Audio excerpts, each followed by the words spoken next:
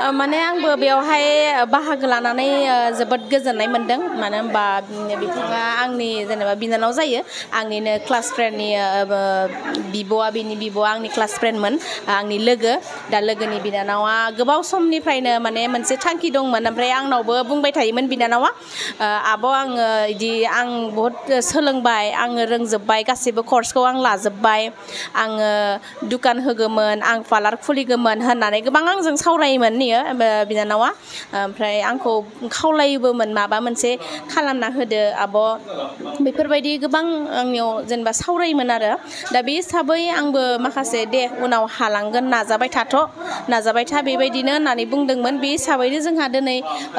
गोजोनथावनि बाथ्रा दा गोजोननांगोन जोङो दा दिनैहाय पार्लारखौ बेखेवनो हाबाय आरो लुफुंनानै बेबायदिनो जोंनि अदालगुरियावनो लाबोनो हाबाय बिनानावनिसिम जोङो बाख्नायनांगोन दानि जुगावथ' जोङो मिथिखायो साफ्रोमबो आइजोफ्रानो सिखोन साखोनै बा साफायै समायना थानांगौ नङा होमबा दा बे हिसाबै बयबो समायना थानांगौ हिसाबै माखासे देलायनायनि माखासे मोखां सुनाय मोखां सोरबा नानेखा जानाय सोरबा आसुगुरा गोलाव नांगौबा लगायदेरनानै लानाय बेबायदि खानाय स्ट्रिक खालामनाय बेबायदिनो गोबांथार माखासे दङ दा पार्लारनि माखासे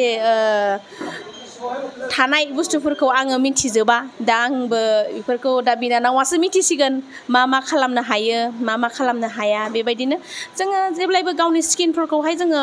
मोजाङै प्लेनहै लाखिनांगौ जों मोजां समायना लाखिनांगौ जोंनि स्किनावहाय माखासे जोङो सानफ्रोमबो सोरबाया स्कुटि सलायो गारि सलायो बिदिनो हाद्रि हाला हाबो जोंनि माखासे स्किनफ्रावहाय गुरुं थायो बेफोरावहाय माखासे धुलाफ्रा हाद्रि हालाफ्रा लेथ्राफ्रा हाबनानै थायो दा बेफोरखौ जोङो जुदि सप्तायाव खेनसेहै क्लिन आप खालामनानै बा स्किनफोरखौहाय क्लिन खालामनानै बा साफा मोनसे मा होनगोनलाय मेन्टेलि माने केयार खालामनानै लाखियोब्ला माने मोजां दा गावनि देहानि थाखायनो मोजां जोङो स्ट्रङै थानो हायो साफा गावखौनो साफा मोनो दा बेबायदि हिसाबै बयबो जाहाथे बाहागो लालायगोन आरो बे बिनानावनि नैबे पार्लारावहाय बयबो फैगोन बिदिनो मुसुगुर फुनाय खानाय सिननाय बिदिनो गोबांथार बेबायदि माखासे प्रजेक्टखौ लादों आरो बिथाङा जायफ्रा सोलोंनो गोसो जायफ्रा बिदिनो खानाय सिननाय मुसुगुर फुनाय थ्रेडिं खालामनाय बेफोरबायदि क्लिनआप मोखां साफा खालामनाय बेबायदि बडिफोरखौबो क्लिन खालामनाय बेफोरबायदि गासैखौबो माने बेयावहाय सोलोंनो हागोन दा बयबो जाहाथे सोलोंनो गोसो गुदुंफ्रा जायगायावनो गोजानाव थांनानै सोलोङालासिनो जोंनि अदालगुरियावनो नैबे बिनानाव निता सरगियारि बिथांनियावहाय फैनानै सोलोंनो हागोन आं बेखौनो नोंथांमोननियाव रायजो राजाफोरनियावहाय आङो खावलायहरबाय